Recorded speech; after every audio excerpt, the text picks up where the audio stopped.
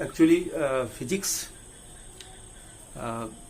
cannot be easily explained without the help of mathematics, and thus we can say that mathematics is the tool of physics. And I am going to start the physics in class 11th. So at first it is necessary to understand the some mathematical tools which are used to explain the physics.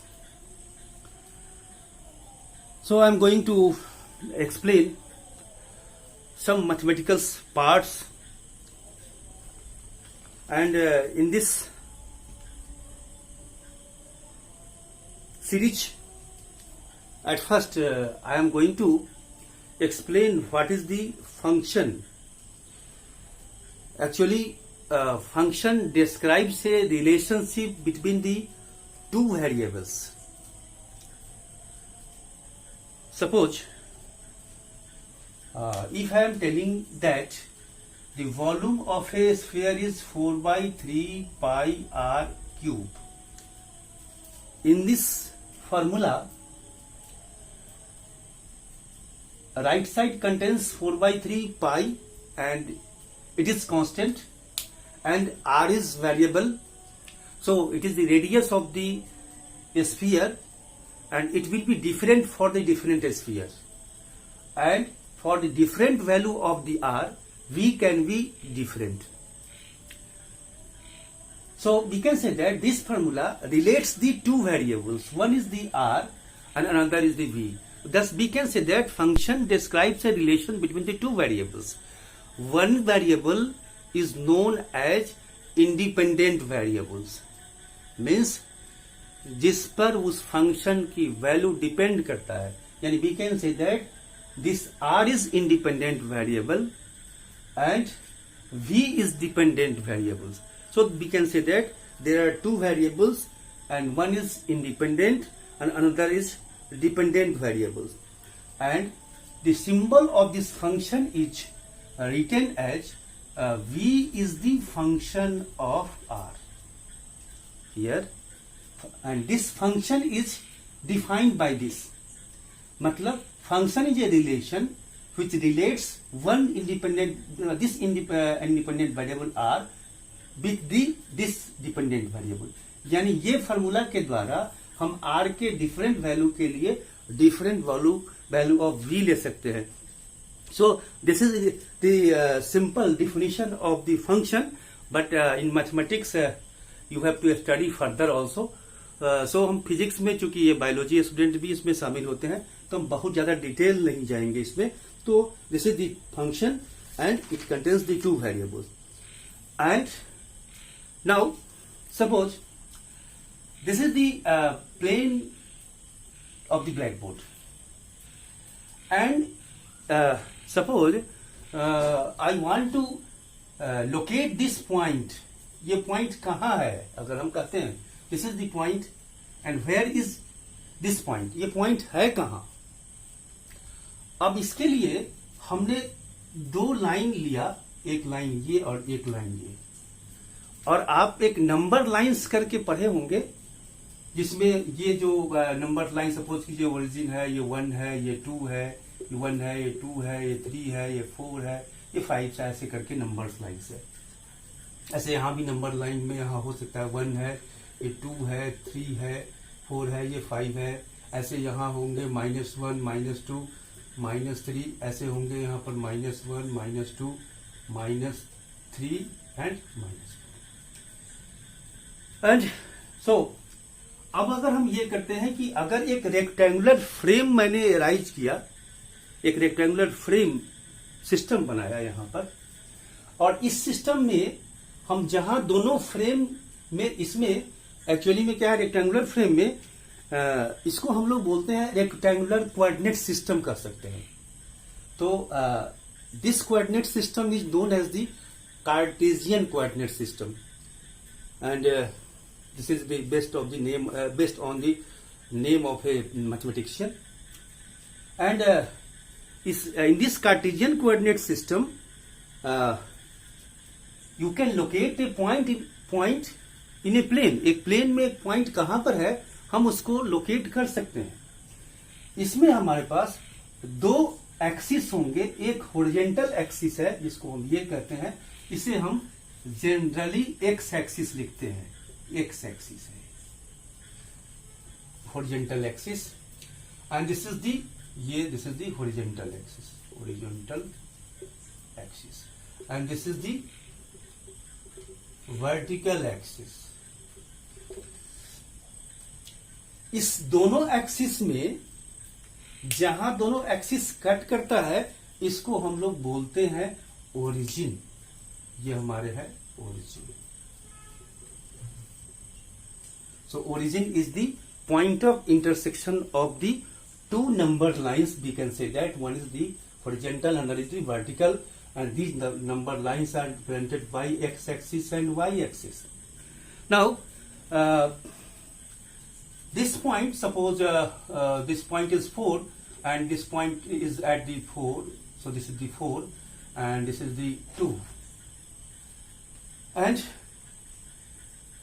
in a space a point can be located by the two coordinates. This coordinates is known as x coordinates and this coordinate is known as the y coordinate, and this point is represented by the ordered pair of the two coordinates. Ordered pair means कि एक order लिखना है, first order जो होगा वो x की value होगी यानी इसकी वैल्यू होगी, और दूसरा वैल्यू y की वैल्यू होगी, और इसको एक ब्रैकेट में क्लोज करेंगे, and this value is known as coordinate of this point.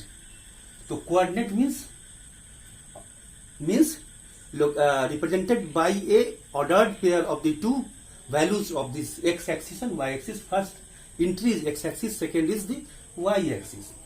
The value of x axis is here 4 and the value of y axis is the 2. This 4 is the distance of this point from y axis. So we can say अगर ये x value होता, अगर ये this is the x suppose, तो क्या लिखेंगे यहां पर 4 and 2.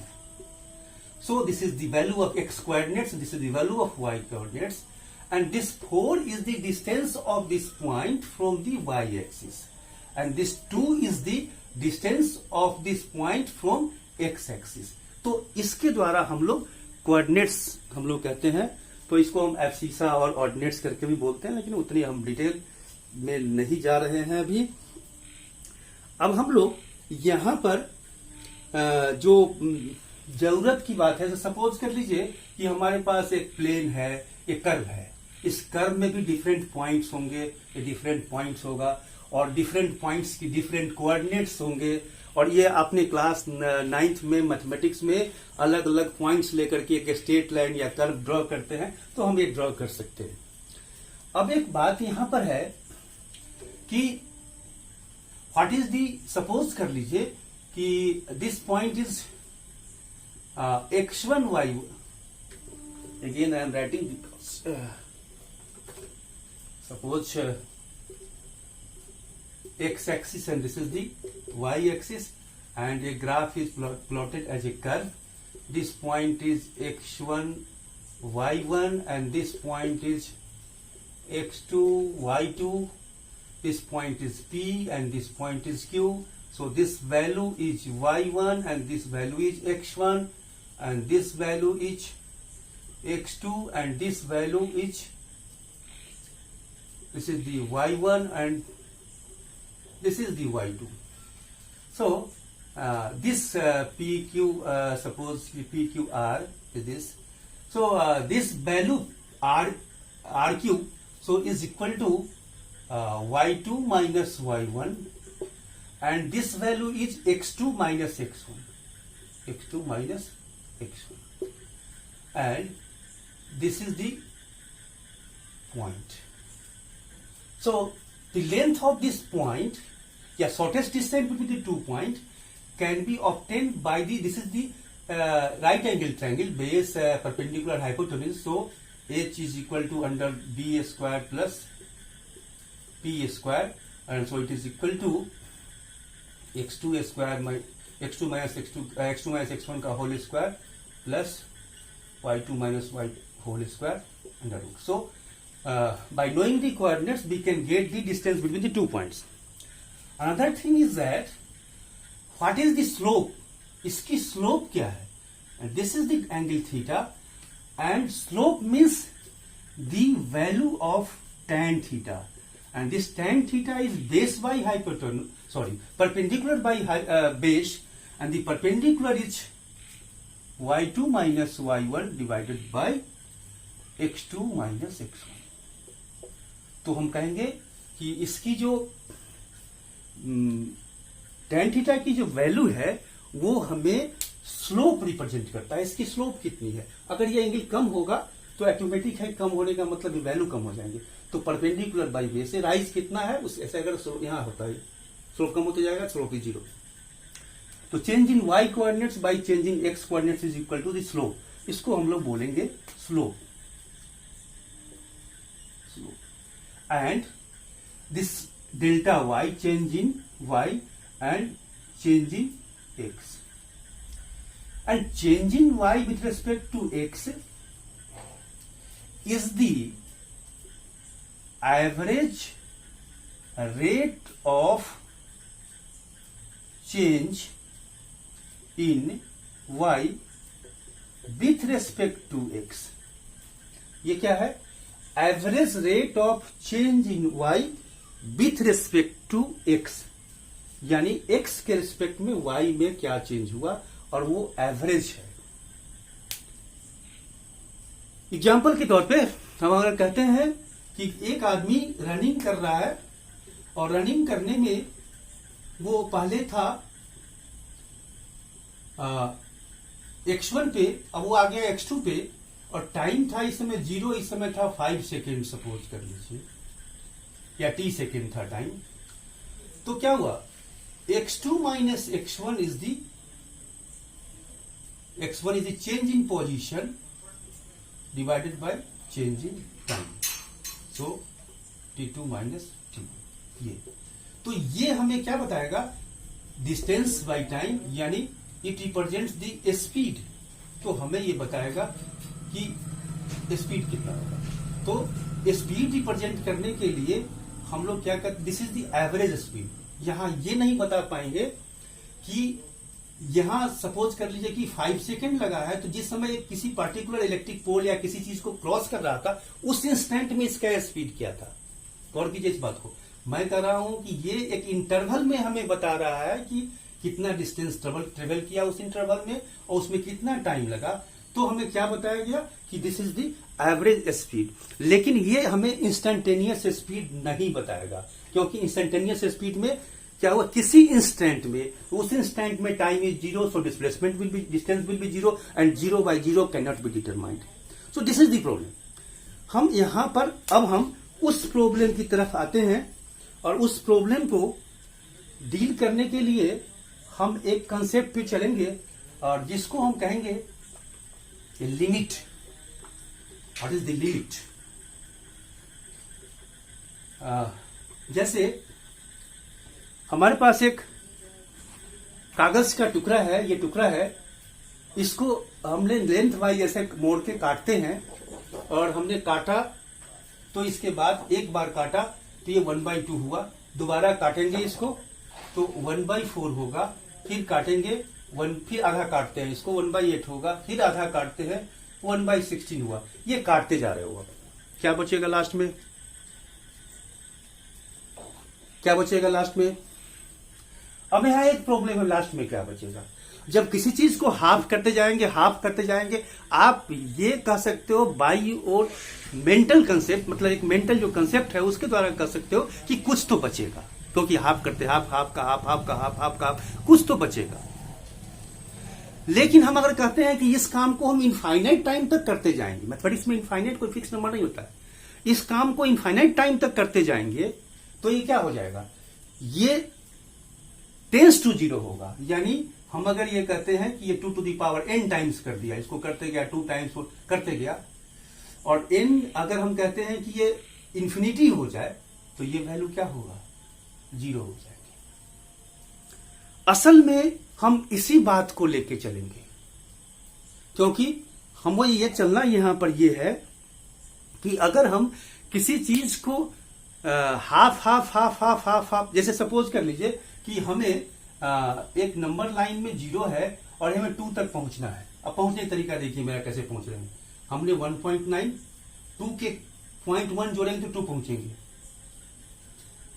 0.01 ऐड करेंगे तो 2 पहुंचेंगे, 0.001 करेंगे तो 2 पहुंचेंगे। ये आप आजीवन 9 भरते जाएंगे इस पर, ये 2 के आसपास होते जाएगा लेकिन 2 नहीं होगा। इस चीज को हम मैथमेटिक्स में कहते हैं अप्रोचिंग 2। तो हम यहां पर बोलेंगे कि अगर ये वैल्यू x है तो हम बोलेंगे x tends to 2, means x is going towards to gain the value 2। x 2 होने जा रहा है लेकिन वो 2 होगा नहीं, क्योंकि हम इस प्रकार से बढ़ रहे हैं, ऐसे ही यहां इस प्रकार से बढ़ रहे हैं। तो half of any number is not equal to 0, तो 0 होगा नहीं। लेकिन हम ये कहते हैं कि इनफाइनाइट टाइम से होना ही होगा। ऐसे ही कहते जब हम चल रहे हैं तो आज न कल 2 पर पहुंचेंगे ही। लेकिन इसीलिए इस भाषा को मैथमेटिक्स में कहते हैं x टेंड्स टू 2, मीन्स इसीलिए x इज गोइंग टुवर्ड्स 2, यानी x इज अप्रोचिंग टुवर्ड्स 2, ये वैल्यू कहते हैं। अब इसकी हर चीज की याद रखिएगा कि इसकी जरूरत क्यों है। What is the need of this tends to, हम मैथमेटिक्स में इसकी जरूरत क्यों है या प्रैक्टिकल वैल्यू की जरूरत क्यों है, उसकी चर्चा करते हैं।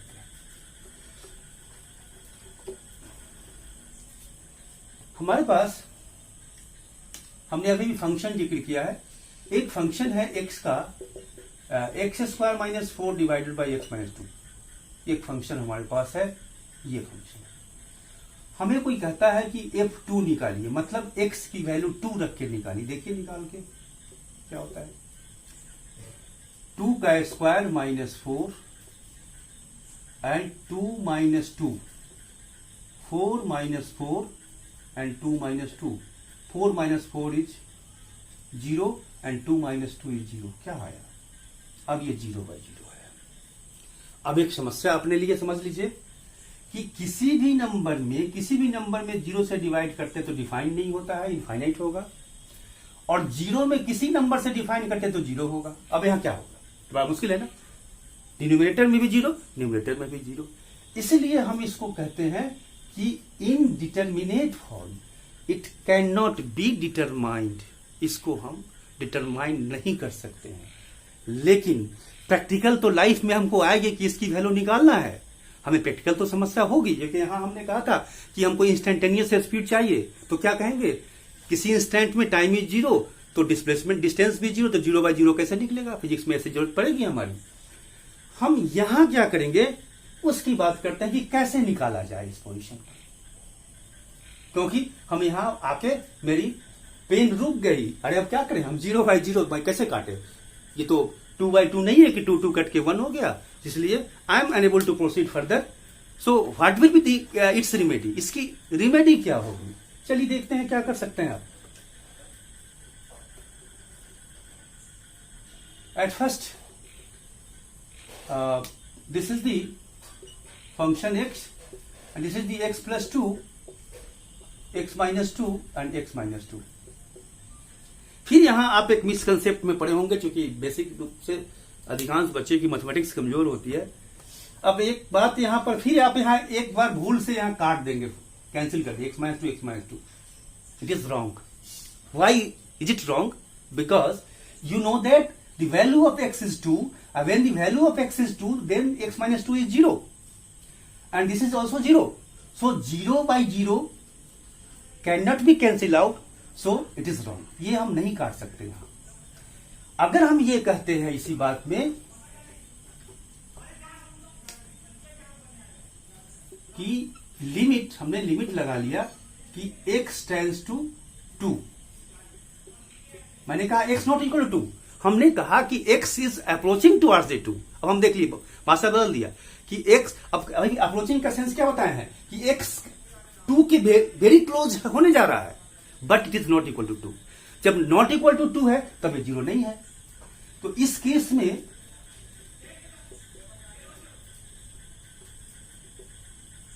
लिमिट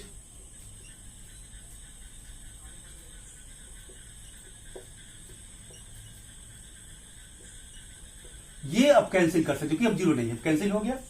अब इसकी वैल्यू 2 रखेंगे तो ये 4 होगा। अब हमारी वैल्यू जो फेल्योर था, अभी नहीं निकाल पा रहे थे, अब हमने निकाल लिया। और मैंने क्या कहा कि अगर ये x की वैल्यू 2 अप्रोच करेगा तो इस फंक्शन की वैल्यू 4 अप्रोच करेगा। तो हमने काम अपना निकाल लिया कि हम कहेंगे कि अगर x 2 हो जाएगा तो दिस फंक्शन विल बी 4।